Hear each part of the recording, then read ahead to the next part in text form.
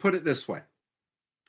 When George Shultz was the United States Secretary of State under Ronald Reagan, whenever a new U.S. ambassador would be nominated to go to a different country, George Shultz always invited him into his office on the 7th floor of the State Department, and he had a big globe there.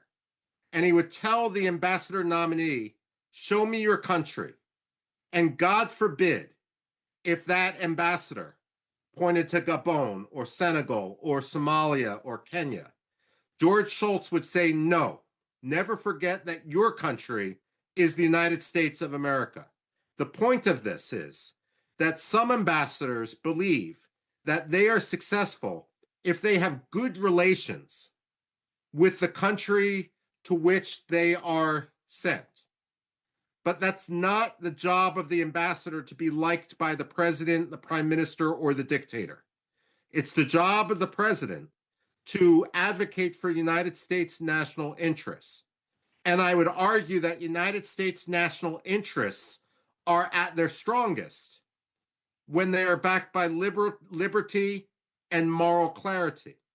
So rather than have an ambassador who simply wants to have good personal relations with an undemocratic leader and therefore endorses undemocratic things or ignores real problems, it's essential that we stand with moral clarity, even if it makes for an uncomfortable meeting.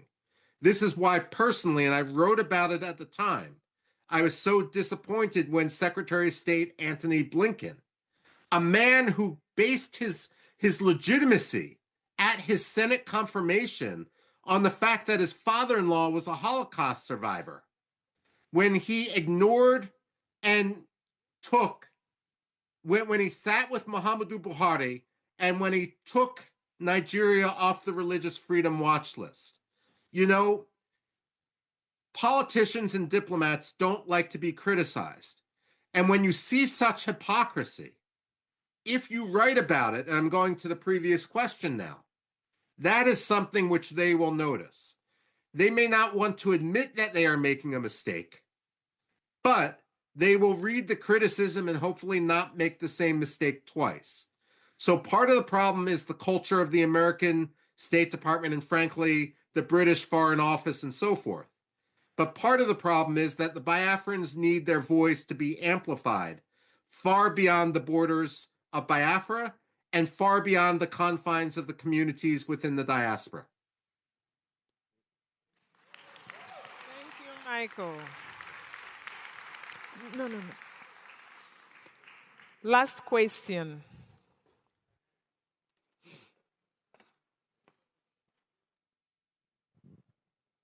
Thank you, Michael. Thank you. Yeah, we really appreciate you. I have two questions for you. Okay. Yes. Can you please promise the Biafran people that you will keep exposing the Nigerian government and keep exposing the atrocity, and you do the best you can to write up more, whatever you can, to speed up the release of our leader, Prime Minister Mazi Simon Ekpa, which I call my boss. I came across one of your tweets. That was really good. We appreciate you. Please promise the Biafran people that you will keep helping us in fighting our cause. We look up to you, and we believe that you know what we are fighting for, and we really appreciate you. And can Biafran people hear from you? If we can, we hold you accountable with your word that you will always be with us. Yes. The short answer is yes. The longer answer is the American Enterprise Institute is a nonprofit. I am given the authority to write about whatever I want. There is no pay to play. I am not a lobbyist. I accept no money for my writing. I write based on the principle of what I see, with an effort driven only by me to pursue and to try to change American policy to what I believe would be more just. And therefore, when it comes to me, you don't need to worry about any contract running out or anything like that.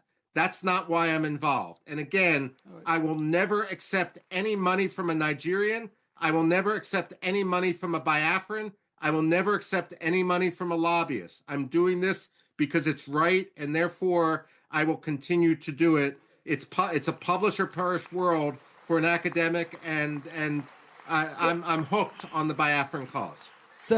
Thank you very much.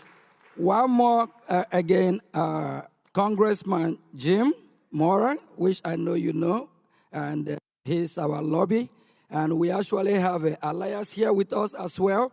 Can you as well promise Biafrans that you will work closely, I know, with your, what you're doing, and Congressman Moran and alliance, they'll be doing a good job, that you work closely with them as well to bring justice for Biafran people. Thank you. If I may just say, I've testified in Congress before Jim Moran when he was in Congress. And the congressman and I disagree on everything. It wasn't a pleasant hearing for me, and it may not have been a pleasant hearing for him. But, you know, sometimes principle unites. And whatever disagreements we may have on other issues, they don't extend to Biafra. And it's a pleasure to work with allies wherever one can find them, on any side of the aisle. Biafra should not be a partisan cause in the United States. It should be a cause of principle, and therefore I know that we will continue to work towards a common goal when it comes to justice and freedom and liberty for Biafra. I commend Jim Moran for what he's been doing, because partisanship doesn't come into play with it. Thank you very much.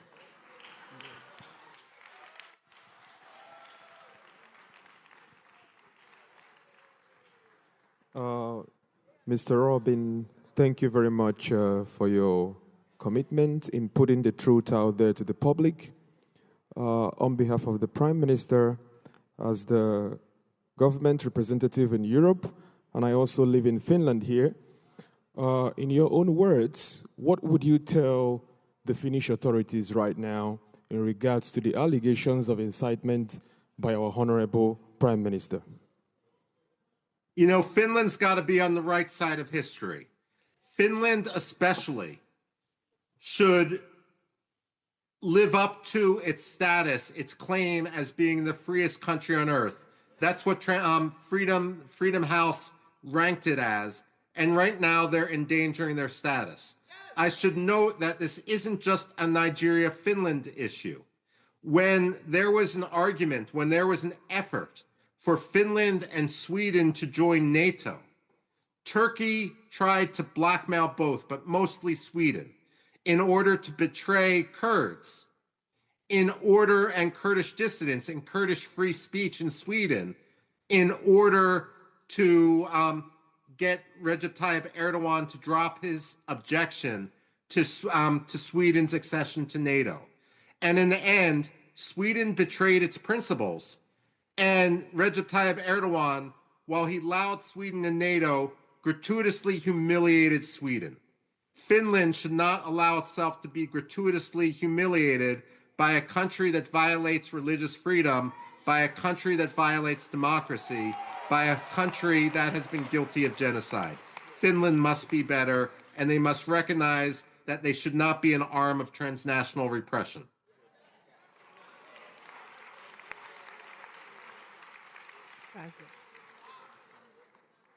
Thank you so much, Mr. Robin. Okay.